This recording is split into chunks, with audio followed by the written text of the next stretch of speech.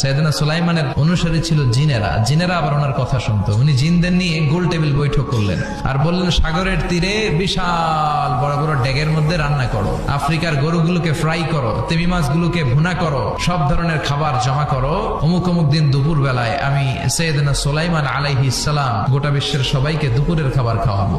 জিনেরা বড় বড় পাতিলে রান্না করা শুরু করে দিল। রাতে রাতে সাগরের তীরে 40 কিলোমিটার এরিয়ার মধ্যে রান্নার স্তূপ। যেদিন খাওয়ানো হবে ওই দিন সবাই এসেছে। সাইয়েদনা সুলাইমান উদ্বোধনী ভাষণ দিবেন। পাখিগুলো লাইন ধরবে এদিকে, মানুষগুলো লাইন ধরবে এদিকে, সবাই লাইনে লাইনে এসে খাবার খেয়ে যাও। সাগরের ভেতর থেকে বিশাল এক তিমি মাছ এসে বলে, সুলাইমান আমি লাইন মানি না। তো সাইয়েদনা সুলাইমান জিনদের আদেশ করে দিল, যাও আফ্রিকার একটা রোস্ট করা একটা গরু তিমি মাছের পেটের ভিতরে ঢুকায় দাও। তিমি মাছ বলল, সুলাইমান আমি হা করে রাখবো আমার মুখটা, যতক্ষণ না আমার পেট না ভরে তুমি খাবার দিতে থাকবা, পেট ভরে গেলেই মুখ বন্ধ করে ফেলবো।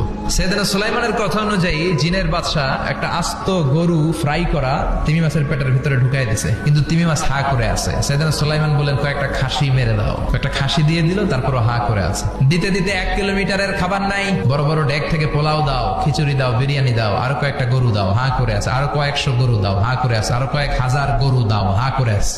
2 কিলোমিটারের খাবার শেষ, 20 কিলোমিটার শেষ, 30 কিলোমিটার শেষ, 40 কিলোমিটারের খাবার শেষ। এখনো তিমি মাছের মুখটা হা করা আছে না নাই? সাইয়েদনা সুলাইমান সেজদায় পড়ে গেলেন, ডেকে বললেন, আল্লাহ আমি বুঝি নাই, গোটা বিশ্বের সবাইকে তো দূরের কথা, একটা মাছ রেও তো রিজিক দিতে পারলাম না। তিমি মাছ এখনো হা করা। ডেকে বলে, সুলাইমান প্রতিদিন রব্বুল আলামিন 3